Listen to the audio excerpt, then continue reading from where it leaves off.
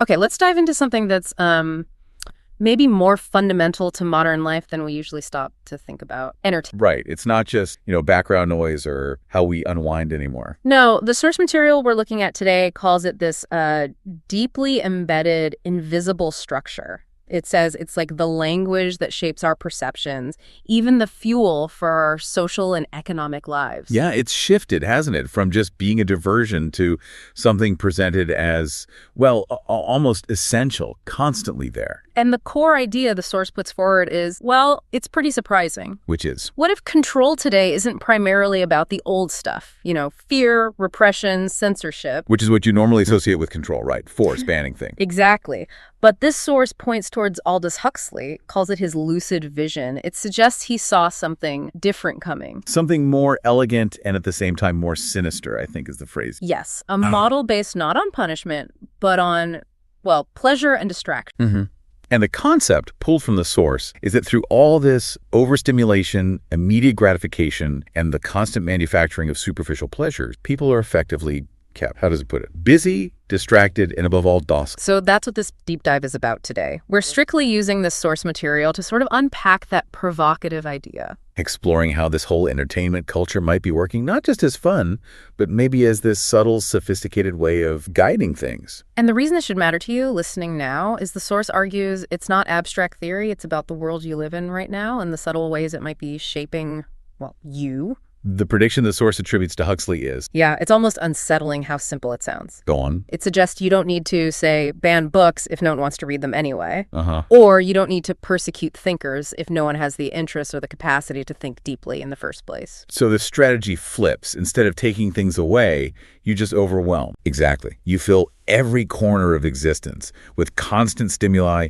immediate rewards, and distractions. The goal being to keep the mind, as the source describes it, trapped in a perpetual loop of momentary satisfaction. And that central insight you mentioned. Yeah, the chilling bit. Pleasure can be more effective than punishment when it comes to controlling a population. It kind of makes a grim sort of sense, doesn't it? The source notes we're biologically programmed to seek reward. So if you saturate the environment with easy rewards... we become our own jailer. That's the phrase used, isn't it? That's the one. A powerful image. And you start to see the mechanisms, like the source says, everywhere. Such as? Well, every notification, every video, every piece of content consumed is carefully designed, it argues, to offer a small dose of gratification. Which reinforces the behavior, keeps you hooked. Keeps you hooked to the dynamics of constant consumption. The whole system is optimized for grabbing your attention with that steady drip, drip, drip of pleasure. And the consequence of this constant pull, this gratification seeking, the source says it leads to the creation of a world where evasion is the norm. Evasion, like hiding from things. Avoiding discomfort. Because if you're faced with this infinite offer of distraction that can numb any existential discomfort, then things like deep reflection, questioning, even just being uncomfortable, they become rare, almost intolerable experiences. We just reach for the phone, the next video, the easy escape. Right.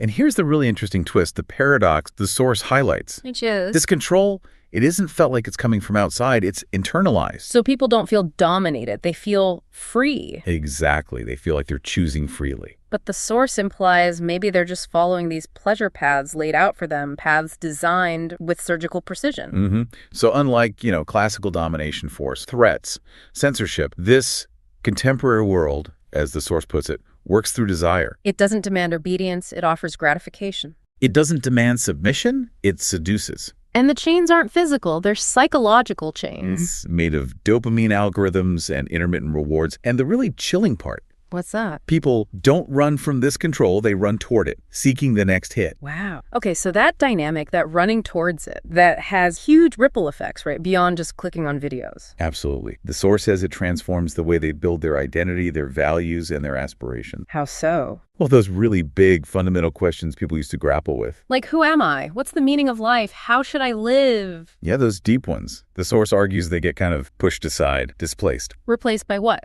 By a new set of superficial concern, things centered on the constant pursuit of entertainment, validation, and emotional comfort. So the focus shifts, less about understanding reality. And more about escaping from it. And the source is pretty clear. This isn't just happening by accident. This flood of pleasure isn't organic. No, it calls it the result of a carefully designed system. A system designed to, maximize attention, and turn that attention into the most valuable commodity. Makes sense in today's economy, but what's the cost? The cost, according to the source, is our ability to handle, well, reality. The ability to sustain inner silence, to tolerate emptiness, or to face the inevitable pain of existence becomes deeply eroded. And what makes this whole thing so effective, maybe so unsettling, is how it works. It's not like a government decree you can... No, it operates at an unconscious level. Yeah. It's shaping habits, desires, and mental structures without the individual being fully aware of it. So what feels like your free choice? The source suggests could actually be programming disguised as freedom. Leading to this state of feeling, what was it? Trapped in an eternal present. Yeah, unable to really connect with the future or learn from the past. If something doesn't offer immediate pleasure, it just seems Irrelevant, tedious, or useless. Exactly. So those deeper things, deep knowledge, critical thinking, introspection, even the search for meaning, they get pushed to the edges. They become marginal activities, almost subversive. Subversive just to think deeply. That really paints a picture. It does. The source basically says the promise of freedom in this endless entertainment loop is itself a carefully crafted trap. It doesn't need walls or guards. Just screens, algorithms, and endless streams of content designed to keep people in that state of permanent superficial satisfaction. Keeping them away from any question that might, shake things up, that might challenge the foundations. And it goes deeper than just what we consume. The source talks about a much deeper and more subtle impact On what? on our basic mental structure, the emotions, and human relationships. Okay, how? Well, as life becomes this endless succession of stimuli for pleasure, our ability to just be with things fade. The capacity to endure emptiness, to face discomfort, or to navigate boredom. It gradually fades away. Things that were just normal before silence, waiting, reflection, they start to feel unbearable. And if distraction is always the goal, Then thought loses its weight.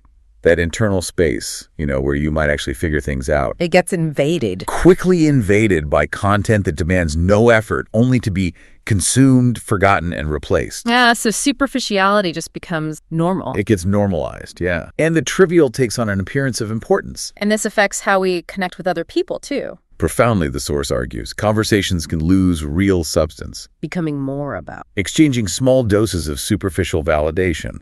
Like a mirror game, it says, seeking approval. Authenticity gets sidelined. What about our emotions? How does this constant pleasure-seeking affect them? Well, if pleasure is king, then unpleasant emotions lose all value. Sadness, pain, doubt. They're seen as errors to be quickly corrected, like bugs in the system. Exactly. Yeah. The source observes people start to forget how to be with themselves when life offers no distractions. Discomfort is the enemy to be avoided at all costs. And that big search for meaning we talked about? It gets harder and harder. It's often replaced by more superficial inquiries, Right. like what to watch, what to buy, what to consume, what to post. It's all about finding the next dose of entertainment to keep that underlying anxiety at bay. The anxiety that lurks in unoccupied silences.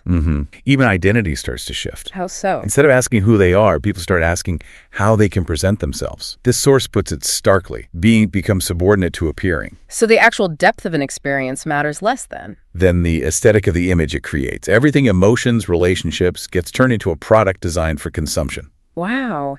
And this way of thinking, this logic, it doesn't stay confined to just entertainment, does it? No, the source argues it penetrates every realm of life. It even changes our sense of time. How does it change time? The present becomes this sort of prison disguised as freedom, because if you can't really connect with the past or project into the future. Existence feels like just a succession of moments, only valuable if they give you that instant hit. Right. Anything requiring waiting, dedication, or effort just loses its appeal. And the source points to maybe the quietest consequence of all this. The erosion of the self. Explain that. When life is just this showcase of fleeting pleasures and constant distractions, the source says there's no longer a solid inner space to inhabit. Everything pulls you outward. Towards capturing stimuli. Yeah, that private inner consciousness gets replaced by this sort of permanent zapping of borrowed thoughts, images, and emotions. And that leads to suffering, even if it's quiet. A kind of silent suffering, a persistent sense of disconnection, disorientation, feeling lost in this sea of stuff that doesn't really lead anywhere. That discomfort is always there, it says, hiding behind the pleasure. And when the entertainment isn't enough, when it doesn't quite fill the void, the source describes this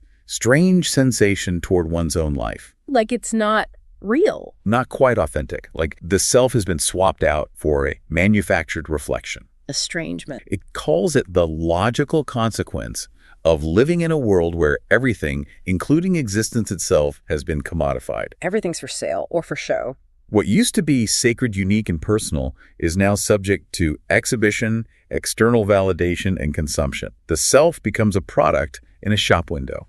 Which leads to this idea of spectacle, when culture is organized around that. Reality itself starts to dissolve into an endless sequence of performances. The line between what is true and what is mere appearance gets incredibly blurry. Substance takes a backseat to just grabbing attention. Ideas become slogans. Emotions become gestures or performances. And our perception, how we see the world, it gets chopped up. Yeah, fragmented, fleeting, and disconnected. Information is designed for rapid consumption, not real understanding. Attention gets scattered, memory weakens. The ability to sustain a coherent line of thought degrades. You lose that coherent and meaningful vision of reality. And relationships follow suit, fragmented too. Mediated by screens, algorithms, and market-driven dynamics, they start adopting those entertainment principles: immediacy, novelty, and disposability. Depth gives way to speed. Pretty much. Even community changes. It forms around superficial tastes, passing trends, not shared meaning.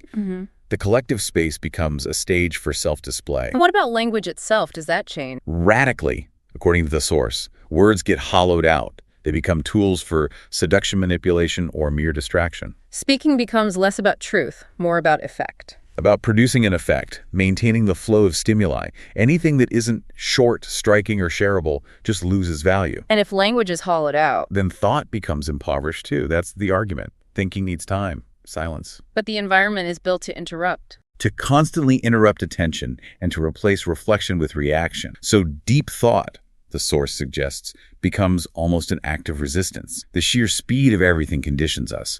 Complexity feels unbearable. Ambiguity feels confusing. Anything that can't be boiled down to a slogan or an image Gets discarded. So this isn't just about watching TV. It reshapes everything. How we perceive, interpret, and inhabit the world. Everything has to be filtered through this lens. Is it entertaining, attractive, marketable? The source gives examples. Education becomes a show. Politics becomes performant. Even spirituality can become just another commodity. And the most striking part, again, is that there's no obvious force making this happen. No, the model doesn't need to impose anything explicitly. The seduction is just overwhelming. The offer is too constant, too enticing. So most people surrender to it voluntarily, thinking they're free. Believing they're exercising their freedom while actually being swept away by a current that pulls them further and further from themselves. Which brings us back to that core paradox the source identifies. Yeah, the more we chase the pleasure, the distraction, the easy comfort, the more that sense of emptiness, disconnection, and absurdity grows. what was promised as a path to happiness reveals itself as a road to alienation. What seemed to offer meaning actually ends up dissolving it. And the freedom offered turns out to be, without anyone noticing, a subtle form of psychological slavery. The source warns that when life is just a constant display, you risk forgetting who you are. That desperate search for stimuli ends up emptying existence. But it doesn't end on a completely bleak note, does it? There's a glimmer of hope offered. There is. It suggests that maybe the answer, or at least the possibility of recovery, lies precisely in that uncomfortable silence where what is real still lives. Away from the noise, the need to be. There, it suggests, is where you might recover the ability to be present, to observe with attention, to think independently, and to live life with authenticity. So it leaves you, the listener, with a final, pretty potent thought to chew on. Perhaps in a world that insists on entertaining us to the point of exhaustion, the true act of rebellion is simply this: to learn how to be, to feel, and to live without turning every moment into a spectacle. A powerful challenge, really. Learning just to be. Definitely something to think about, in those quiet moments, assuming you can still find them.